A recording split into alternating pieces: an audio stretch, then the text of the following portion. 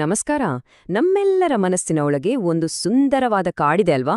ಆದರೆ ಅದೇ ಕಾಡಲ್ಲಿ ಎಲ್ಲೋ ಒಂದು ಮೂಲೆಯಲ್ಲಿ ಒಂದು ಕಾಣದ ಭಯದ ನೆರಳು ಕೂಡ ಇರುತ್ತೆ.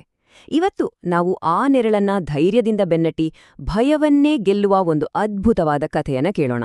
ಈ ಕಥೆ ನಮ್ಮ ಇಡೀ ದಿನಕ್ಕೆ ಗೆಲುವಿನ ಕಿಡಿ ಹಚ್ಚೋದು ಗ್ಯಾರಂಟಿ.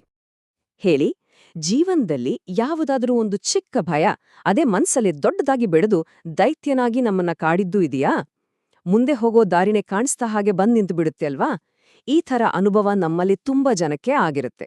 ಇದೇ ಥರದ ಸ್ಫೂರ್ತಿ ಕೊಡುವ ಕಥೆಗಳನ್ನ ಪ್ರತಿದಿನ ಕೇಳ್ಬೇಕು ಅನ್ಸಿದ್ರೆ ನಮ್ಮ ಈ ಪಯಣದಲ್ಲಿ ಜೊತೆಯಾಗಿ. ಅದಕ್ಕಾಗಿ ನಮ್ಮ ಚಾನೆಲ್ಗೆ ಸಬ್ಸ್ಕ್ರೈಬ್ ಮಾಡೋದನ್ನ ಮರಿಬೇಡಿ. ಹಾಗಾದ್ರೆ ಕಥೆ ಕೇಳಕ್ಕೆ ರೆಡಿ ಇದ್ದೀರಾ? ಹಾಗಿದ್ರೆ ಬನ್ನಿ, ಈ ಭಯವನ್ನ ಮೆಟ್ಟಿ ನಿಲ್ಲೋ ಕಥೆಯೊಳಗೆ ಜಿಗಿಯೋಣ. ನೀವು ರೆಡಿ ಅನ್ನೋದಾದ್ರೆ ತಡ ಮಾಡದೆ ಕೆಳಗೆ ಕಾಮೆಂಟ್ನಲ್ಲಿ ರೆಡಿ ಅಂತ ಟೈಪ್ ಮಾಡಿ. ನಾವೆಲ್ಲರೂ ಒಟ್ಟಿಗೆ ಈ ಪಯಣ ಶುರು ಮಾಡೋಣ. ಸರಿ, ಹಾಗಾದ್ರೆ ಕತೆ ಶುರು ಮಾಡೋಣ. ಒಂದು ಕಾಲದಲ್ಲಿ ಹಚ್ಚ ಹಸಿರಿನ ಬೆಟ್ಟಗಳ ನಡುವೆ ಯಾವಾಗಲೂ ಪಕ್ಷಿಗಳ ಚಿಲಿಪಿಲಿಯಿಂದ ತುಂಬಿ ತುಳುಕುತ್ತಿದ್ದ ಒಂದು ದಟ್ಟವಾದ ಕಾಡಿತ್ತು. ಆ ಕಾಡಿನ ಮಧ್ಯದಲ್ಲಿ ಒಂದು ದೊಡ್ಡ ಗುಹೆಯಲ್ಲಿ ತುಂಬಾನೇ ಮುದ್ದಾದ ಒಳ್ಳೆ ಮನಸ್ಸಿನ ಮೊಲವೊಂದು ವಾಸವಾಗಿತ್ತು. ಅದರ ಒಳ್ಳೆ ಗುಣಕ್ಕೆ ಇಡೀ ಕಾಡಿನ ಪ್ರಾಣಿಗಳೆಲ್ಲ ಅದನ್ನ ಇಷ್ಟಪಡ್ತಿದ್ವು.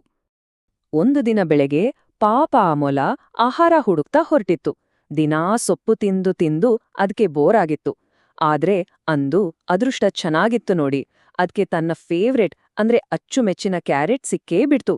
ಆ ಕಾಡಲ್ಲೆಲ್ಲ ಕ್ಯಾರೆಟ್ ಸಿಗೋದಂದ್ರೆ ತುಂಬಾನೇ ಅಪರೂಪ. ಸಿಕ್ಕಾಪಟ್ಟೆ ಖುಷಿಯಾಗಿ ಅಬ್ಬಾ, ಇದನ್ನ ಮನೆಗ್ ತಗೊಂಡು ಹೋಗಿ ಆರಾಮಾಗ್ ತಿನ್ಬೇಕು ಅಂತ ಅನ್ಕೊಳ್ತು. ಆದ್ರೆ ಅಯ್ಯೋ, ಆ ಖುಷಿ ಜಾಸ್ತಿ ಹೊತ್ತು ಇರ್ಲೇ ಇಲ್ಲ.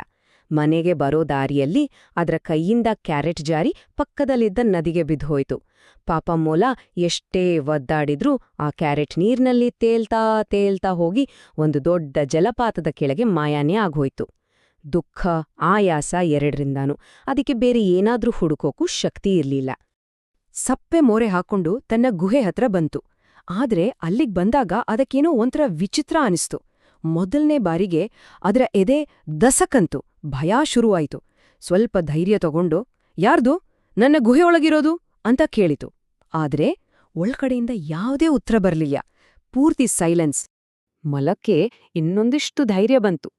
ಈ ಸಾರಿ ಸ್ವಲ್ಪ ಜೋರಾಗೆ ಯಾರ್ದೊಳಗಡೆ ಅಂತ ಕೂಗಿತು.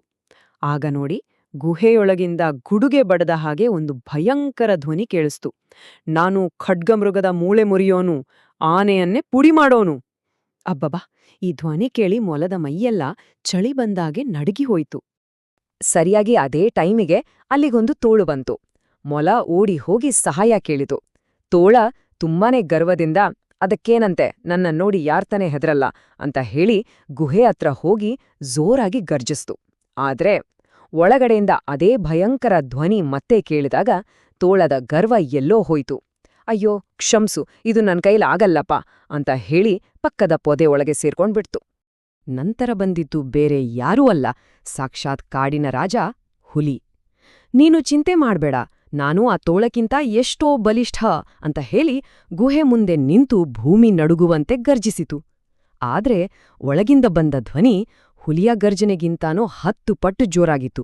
ಛೇ, ಖಡ್ಗಮೃಗ, ಆನೆಯನ್ನೇ ಪುಡಿ ಮಾಡೋರ್ ಮುಂದೆ ನನ್ನ ಆಟ ನಡೆಯಲ್ಲ ಅನ್ಕೊಂಡು ಹುಲಿಯು ಅಲ್ಲಿಂದ ಕಾಲ್ಕಿತ್ತಿತು. ಇದಾದ್ಮೇಲೆ ಆ ಧ್ವನಿ ತನ್ನ ಬಗ್ಗೆನೇ ಮಾತಾಡಿದ್ದನ್ನ ಕೇಳಿ ಖಡ್ಗಮೃಗಕ್ಕೆ ಸಿಕ್ಕಾಪಟ್ಟೆ ಕೋಪ ಬಂತು. ರೊಚ್ಚಿಗೆದ್ದು ಗುಹೆ ಹತ್ರ ಬಂತು. ಆದ್ರೆ ಒಳಗಿನಿಂದ, ನಿನಗೂ ನಿನ್ನ ಅಣ್ಣನ ಗತಿನೇ ಆಗ್ಬೇಕಾ ಅಂತ ಧ್ವನಿ ಕೇಳಿದ್ದೇ ತಡ ಅದಕ್ಕೆ ಬೆವರಿಳಿದು ಹೋಯ್ತು. ಅದು ಕೂಡ ಓಡಿಹೋಯ್ತು. ಕೊನೆಗೆ ಬಂದ ಆನೆ, ಆ ದೈತ್ಯ ಆನೆ ಕೂಡ ಆ ಭಯಾನಕ ಧ್ವನಿಗೆ ಗಾಬರಿಯಾಗಿ ಓಡಿ ಹೋಗಿದ್ದನ್ನ ನೋಡಿ ಮೊಲಕ್ಕೆ ಶಾಕ್ ಆಗಿತ್ತು. ನೋಡಿ, ಕಾಡಿನ ಎಲ್ಲಾ ಬಲಿಷ್ಠ ಪ್ರಾಣಿಗಳು ಒಂದೊಂದಾಗೆ ಸೋತು ಓಡಿಹೋದವು. ಆಗ ಮೊಲಕ್ಕೆ ಪೂರ್ತಿ ನಿರಾಶೆ ಆಯ್ತು. ಇನ್ನೇನ್ ಮಾಡೋದು ಅಂತ ಯೋಚಿಸ್ತಾ ಕೂತಿದ್ದಾಗ ಒಂದು ಪುಟ್ಟ ಕಪ್ಪೆ ಜಿಗಿತಾ ಜಿಗಿತಾ ಬಂದು, ನಾನೇನಾದ್ರೂ ಸಹಾಯ ಮಾಡ್ಲಾ ಅಂತ ಕೇಳಿತು. ಮೊಲ ದುಃಖದಲ್ಲೇ, ಅಯ್ಯೋ, ಕಾಡಿನ ದೊಡ್ಡ ದೊಡ್ಡ ಪ್ರಾಣಿಗಳ ಕೈಯಲ್ಲೇ ಆಗ್ಲಿಲ್ಲ. ನಿನ್ನಂತ ಪುಟ್ಟ ಜೀವಿಯಿಂದ ಇನ್ನೇನ್ ಸಾಧ್ಯ ಹೇಳು ಅಂತ ನಿಟ್ಟುಸಿರುಬಿಟ್ಟು. ನೋಡಿ, ಕಥೆಯ ಅಸಲಿ ಟ್ವಿಸ್ಟ್ ಇರೋದೇ ಇಲ್ಲಿ. ಒಂದು ಕಡೆ ತೋಳ, ಹುಲಿ, ಖಡ್ಗಮೃಗ, ಆನೆಯಂತಹ ಬಲಿಷ್ಠ ಪ್ರಾಣಿಗಳೆಲ್ಲ ಸೋತು ಸುಮ್ನಾಗಿದ್ವು.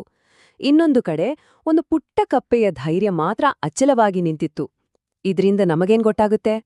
ಕೆಲವೊಮ್ಮೆ ಒಂದು ಸಮಸ್ಯೆಯನ್ನ ಗೆಲ್ಲೋಕೆ ದೈತ್ಯ ಬಲಕ್ಕಿಂತ ಒಂದು ಚಿಕ್ಕ ಕಿಡಿಯಷ್ಟು ಧೈರ್ಯ ಇದ್ರೇನೇ ಸಾಕು. ಆ ಕಪ್ಪೆ ಧೈರ್ಯವಾಗಿ ಗುಹೆ ಹತ್ರ ಹೋಯ್ತು. ಓಡಿ ಹೋಗಿದ್ದ ದೊಡ್ಡ ಪ್ರಾಣಿಗಳೆಲ್ಲ ಪೊದೆಗಳ ಮರೆಯಿಂದ ಏನಾಗುತ್ತೋ ಏನೋ ಅಂತ ಕುತೂಹಲದಿಂದ ನೋಡ್ತಿದ್ವು. ಕಪ್ಪೆ ಯಾರ್ದೋ ಒಳಗಡೆ ಅಂತ ಕೂಗಿತು. ಮತ್ತೆ ಅದೇ ಗುಡುಗಿನಂತ ಧ್ವನಿ. ಆದ್ರೆ ಕಪ್ಪೆ ಈ ಸಾರಿ ಹೆದರ್ಲೇ ಇಲ್ಲ. ಇನ್ನೂ ಹತ್ತ ಹೋಗಿ ಧೈರ್ಯ ಇದ್ರೆ ಹೊರಗ್ಬಾ, ನನ್ನನ್ನು ಎದುರಿಸು ಅಂತ ನೇರವಾಗಿ ಸವಾಲ್ ಹಾಕಿತು. ಈ ಸಾರಿ ಒಳಗಿದ್ದ ಜೀವಿಗೆ ಹೆದರಿಕೆ ಶುರುವಾಯಿತು. ಹೊರಗಡೆ ತನ್ನದೇ ನೆರಳನ್ನ ನೋಡಿ ಅದ್ಯಾವುದೋ ದೊಡ್ಡ ಪ್ರಾಣಿ ಅಂತ ಅಂದುಕೊಂಡು ನಡುಕ್ತಾ ನಡುಕ್ತಾ ಹೊರಗ್ಬಂತು. ಹೊರಗೆ ಬಂದಿದ್ದನ್ನ ನೋಡಿದ್ರೆ ಎಲ್ರಿಗೂ ಆಶ್ಚರ್ಯವೋ ಆಶ್ಚರ್ಯ. ಅರೇ, ಅದು ಕೇವಲ ಒಂದು ಪುಟ್ಟ ಕ್ಯಾಟರ್ಪಿಲ್ಲರ್. ಆ ಗುಹೆಯ ವಿಚಿತ್ರವಾದ ಆಕಾರದಿಂದ ಅದರ ಚಿಕ್ಕ ಧ್ವನಿಯೇ ಪ್ರತಿಧ್ವನಿಸಿ ಗುಡುಗಿನ ಹಾಗೆ ಕೇಳಿಸ್ತಿತ್ತಷ್ಟೇ. ಇದನ್ನ ನೋಡಿ ಪೊದೆ ಹಿಂದೆ ಅಡಗಿದ್ದ ಎಲ್ಲ ದೊಡ್ಡ ಪ್ರಾಣಿಗಳು ಜೋರಾಗಿ ನಗೋದಕ್ಕೆ ಶುರು ಮಾಡಿದ್ವು. ಈ ಕಥೆ ನಮ್ಮ ದಿನವನ್ನ ಗೆಲ್ಲೋದಕ್ಕೆ 3 ಅದ್ಭುತ ಪಾಠಗಳನ್ನ ಹೇಳ್ಕೊಡುತ್ತೆ. ಮೊದಲ್ನೇದು, ಸಣ್ಣ ಸಮಸ್ಯೆ ಅಂತ ನಾವು ನಿರ್ಲಕ್ಷ್ಯ ಮಾಡಿದ್ರೆ ಅದು ನಮ್ಮ ತಲೆಯಲ್ಲೇ ಕ್ಯಾಟರ್ಪಿಲ್ಲರ್ ಹಾಗೆ ದೊಡ್ಡ ದೈತ್ಯನಾಗಿ ಬೆಳೆದ್ಬಿಡುತ್ತೆ. ಎರಡನೇ ಪಾಠ, ಭಯವನ್ನ ಎದುರಿಸೋಕೆ ದೈಹಿಕ ಬಲಕ್ಕಿಂತ ಆ ಪುಟ್ಟ ಕಪ್ಪೆಯಲ್ಲಿದ್ದ ಹಾಗೆ ಮಾನಸಿಕ ಧೈರ್ಯವೇ ಅತಿ ದೊಡ್ಡ ಅಸ್ತ್ರ. ಇನ್ನು ಮೂರನೇದು ಮತ್ತು ಅತಿ ಮುಖ್ಯವಾದ ಪಾಠ, ಸಮಸ್ಯೆಗೆ ಬೆನ್ನು ತೋರಿಸಿ ಓಡಿ ಹೋಗೋದು ಯಾವತ್ತಿಗೂ ಪರಿಹಾರ ಅಲ್ಲವೇ ಅಲ್ಲ. ಧೈರ್ಯ ಮಾಡಿ ಅದನ್ನ ಎದುರಿಸಿದಾಗಲೇ ಅದರ ನಿಜವಾದ ರೂಪ ಏನು ಅಂತ ನಮ್ಗೆ ಗೊತ್ತಾಗೋದು. ನಿಜ ಅಲ್ವಾ? ನಮ್ಮೆಲ್ಲರ ಜೀವನದಲ್ಲೂ ಇಂಥ ಕ್ಯಾಟರ್ಪಿಲ್ಲರ್ ಭಯಗಳು ಇದ್ದೇ ಇರತ್ತೆ. ದೂರದಿಂದ ನೋಡಿದ್ರೆ ಬೆಟ್ಟದಷ್ಟು ದೊಡ್ಡದಾಗಿ ಕಾಣೋ ಸಮಸ್ಯೆ ಹತ್ರ ಹೋಗಿ ನೋಡಿದಾಗ ಸಾಸಿವೆ ಕಾಳಿನಷ್ಟು ಇರಲ್ಲ. ಈ ತರಹದ ಯಾವುದಾದ್ರೂ ಒಂದು ಕ್ಯಾಟರ್ಪಿಲ್ಲರ್ ಭಯವನ್ನ ನೀವು ಧೈರ್ಯದಿಂದ ಎದುರಿಸಿದ ಅನುಭವ ಇದೆಯಾ? ಇದ್ರೆ ಖಂಡಿತ ನಮ್ ಜೊತೆ ಕಾಮೆಂಟ್ನಲ್ಲಿ ಹಂಚ್ಕೊಳ್ಳಿ. ನಿಮ್ಮ ಅನುಭವ ಬೇರೆಯವರಿಗೂ ಸ್ಫೂರ್ತಿ ಕೊಡಬಹುದು. ಪ್ರತಿದಿನದ ಬೆಳಗ್ಗೆ ಹೊಸ ಗೆಲುವಿನ ಬೆಳಗ್ಗೆ ಆಗ್ಲಿ. ನಿಮ್ಮ ದಿನಕ್ಕೆ ಹೀಗೆ ಸ್ಫೂರ್ತಿಯ ಕಿಡಿ ಹಚ್ಚುವ ನಮ್ಮ ಈ ಪಯಣದಲ್ಲಿ ನೀವು ಜೊತೆಯಾಗಿ. ನಮ್ಮ ಚಾನೆಲ್ಗೆ ಸಬ್ಸ್ಕ್ರೈಬ್ ಮಾಡುವ ಮೂಲಕ ಈ ಸ್ಫೂರ್ತಿಯ ಬೆಳಕನ್ನ ಎಲ್ಲರಿಗೂ ತಲುಪಿಸೋಕೆ ನಮಗೆ ಸಹಾಯ ಮಾಡಿ. ಮತ್ತೊಂದು ಗೆಲುವಿನ ಕಥೆ ಜೊತೆ ಮತ್ತೆ ಸಿಗೋಣ.